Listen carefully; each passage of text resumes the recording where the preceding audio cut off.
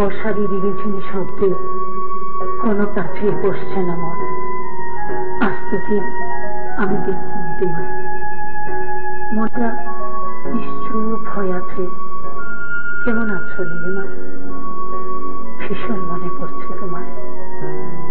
সেদিন বৃষ্টিতে ভিজে তুমি ঝড়ো সরু হয়ে দাঁড়িয়েছিলে, আর আমি চুপি চুপি দেখছিলাম তোমায়।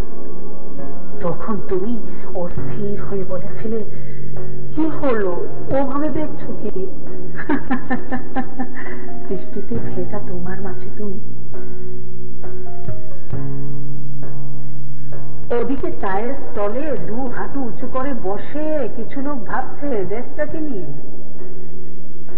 বুঝলেন না সাহেব, দেশটা বুঝি একেবারে গেল। রাজনীতির যে অবস্থা বড়ই শোচনীয়। ভবিষ্যৎ বলতে আর কিছুই রইল না, বুঝলেন?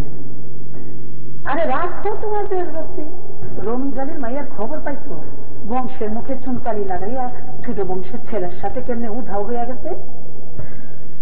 উফ, আর বলবেন না মশাই, দুনিয়াটা দেখছি একেবারেই গেছে, বুঝলেন?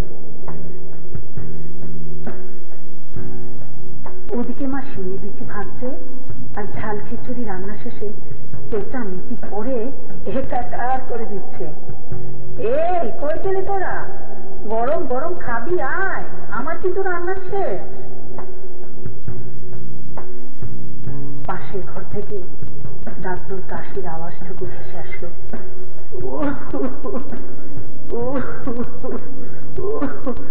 এইবার বুঝি ঠান্ডাটা গায়ে লেগে গেল।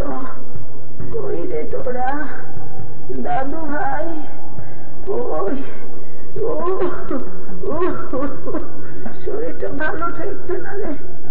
কখন যে বৃষ্টি থামবে, আর বাইরে থেকে একটু হেঁটে আস।